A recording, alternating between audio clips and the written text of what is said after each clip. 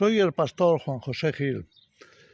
Este año, como ya llevan muchas décadas, muchísimas, el día 1 de mayo se celebra, como ya es tradición, el Día de la Clase Obrera o el Día del Obrero. Según el país y según quien lo gobierne, pues se presenta de una forma u otra, tiene unos tintes u otros. Ahora, yo me pregunto, ¿realmente qué se pretende? Porque no dejan de aparecer nuevas tendencias, nuevas modas o propósitos, o ya no se sabe qué hacer.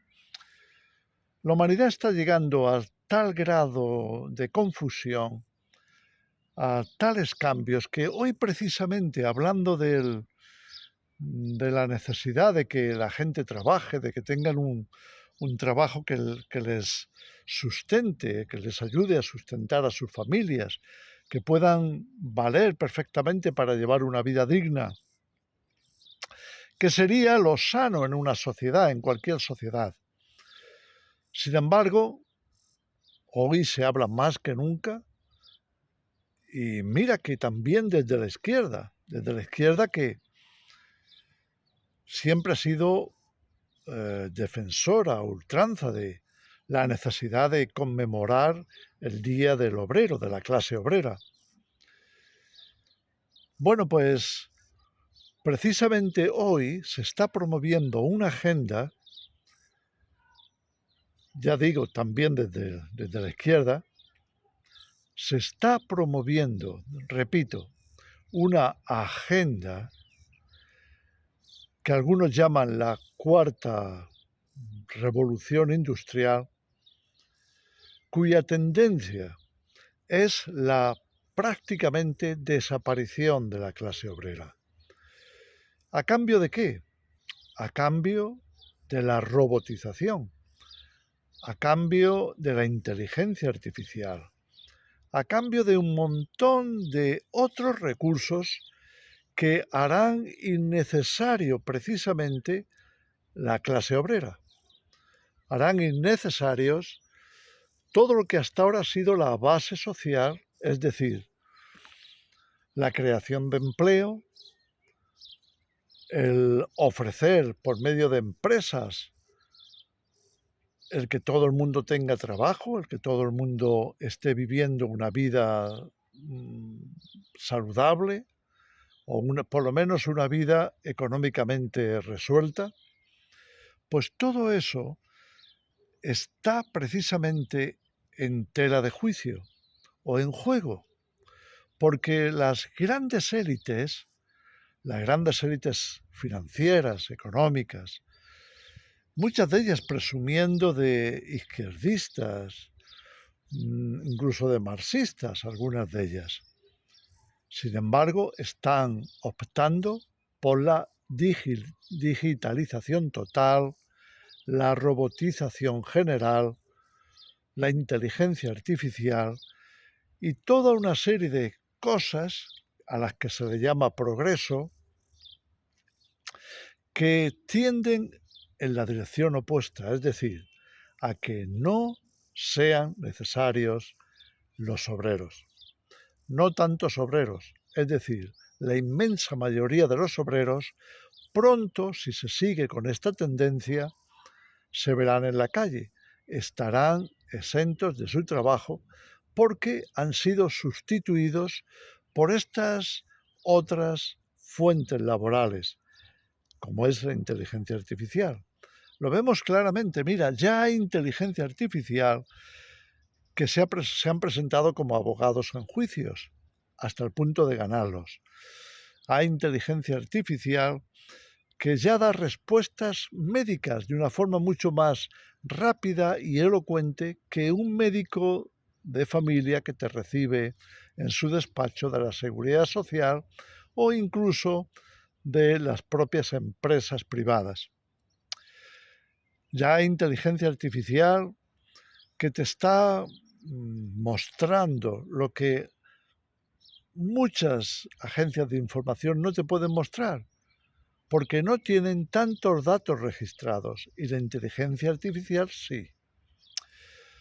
Pongo solo unos casos, pero todos sabemos que hay muchísimos más. Y todos sabemos también que la ampliación de ese papel de la inteligencia artificial acabará comiéndose la necesidad de todos y cada uno de los que hasta ahora han sido puestos como pilares de la sociedad, del funcionamiento de la sociedad. Y hablo también de políticos, porque entre que la clase política está perdiendo tanta reputación, hasta ahora ha sido prácticamente la preocupación más importante de los países por la corrupción, por el sistema tan inmoral de llevar la política, por una serie de cosas, muchas veces torpezas, otras veces posiciones o actitudes descaradas de hacerse del dinero de la población, porque al fin y al cabo la política vive de los impuestos. Pero muchos políticos no solamente quieren vivir de los impuestos, sino quieren vivir para siempre, gobiernen o no, de esos impuestos. Todo eso produce grandes escándalos. Pero ya hay gente que está votando porque les gobierne la inteligencia artificial. Así que no te quepa la menor duda de que esta corriente que está ahora de alguna forma incipiente en la sociedad adquiera tal relevancia que muy pronto la mayoría de la gente sea totalmente prescindible. Bueno, ¿por qué comento, de alguna forma, contacto con todo este mundo social en un vídeo como los que hacemos nosotros o los que hago yo, que están bastante centrados en las señales de los tiempos, el análisis de las circunstancias, para ver qué nos dice la Escritura, qué nos habla la Biblia al respecto? Pero a eso voy. Me gustaría comentar que la intención de Dios, la intención desde siempre de la Escritura, no ha sido que la humanidad llegara tan lejos, hasta el punto de que todos, menos las máquinas, fuéramos prescindibles. Al contrario, Dios puso al ser humano en el jardín del Edén, como nos cuenta el Génesis, es decir, en una situación bastante rural, en la que había que trabajar con las manos, en la que había que colaborar con Dios en su naturaleza para la mejor producción de la tierra, de todos los productos que da la tierra, los animales, etc. Y que la base de la sociedad no estuviera dependiendo del progreso tecnológico o del progreso social, como se le quiera llamar, sino que estuviera basado todo ese avance social o toda la base o fundamento de la sociedad en la armonía, en el equilibrio, en la cooperación con el Creador, en la vida natural, sencilla. Creo que todos sabemos de qué estoy hablando. Y creo, sinceramente, que ese es el futuro. Lo creo con todo mi corazón, porque cuando las cosas se tuercen y andan mal, tarde o temprano se abandonan. Quizá por simple supervivencia, quizá porque se aleje demasiado del plan original de Dios. Por eso yo animo a la gente, animo a los cristianos, pero a cualquiera. Tenemos que volver a lo natural, tenemos que volver a lo sencillo, tenemos que volver a lo que realmente importa. Lo que nos hace felices no son los avances tecnológicos o lo fácil que nos resulte, en cierto sentido, el tener una bebida fresca o el cocinar más rápido una olla, o, en fin, o el tener más entretenimiento, que al final todo parece ir en esa dirección. Tengamos más ocio y más disfrutable, o más fácil, más asequible. Pero la felicidad no viene de ahí.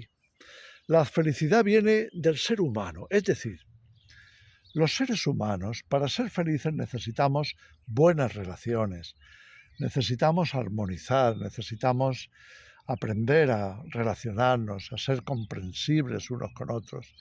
Necesitamos sencillamente aprender a llevarnos bien, lo mejor posible. Y para eso tenemos el amor de Dios, por supuesto, el amor al prójimo. Tenemos principios y valores que deberíamos de cultivar todo el tiempo, que se deberían estar enseñando como base de la vida, base de la sociedad, pero no es así. Hoy se habla mucho de tolerancia, se habla mucho de apertura, pero son términos que están mal interpretados porque se utilizan para justificar cosas que se apartan precisamente de lo natural, se apartan precisamente de la armonía con Dios, de la armonía con la naturaleza, de la armonía con la vida sencilla, la vida como la hemos entendido en la palabra de Dios, por ejemplo. Lo hemos entendido en la tradición, lo hemos entendido en las grandes culturas que han dejado, hasta el día de hoy, han dejado su huella, han dejado su impronta. Nos han enseñado a ser serviciales, a ser honestos, a tener honor, a ser personas íntegras, respetables, respetuosos con la infancia, respetuosos con la vejez, respetuosos con los enfermos, respetuosos con las personas quizá más débiles o más necesitadas. Pero todo eso, no te quepa la menor duda, está desapareciendo. ¿A cambio de qué? A cambio de prometernos un futuro transhumanista, ultratecnológico, que incluso, ilusión, llega a prometernos vida eterna, ni más ni menos, y que no es más que un engaño. No te quepa duda, un engaño que tarde o temprano se destapa. Un engaño que acabará en una gran decepción para toda la humanidad. Aunque los cristianos esperamos que no llegue hasta ese punto, porque esperamos la redención, la salvación de nuestro Señor, a quien esperamos que venga desde los cielos, que traiga la vida verdadera, ese amor, ese respeto, esa armonía, ese equilibrio, esa sanidad moral y espiritual que todos necesitamos. Estemos atentos porque las cosas se están moviendo muy rápidamente y deberíamos de tener una respuesta clara. ¿A dónde nos quieren llevar y a dónde queremos ir?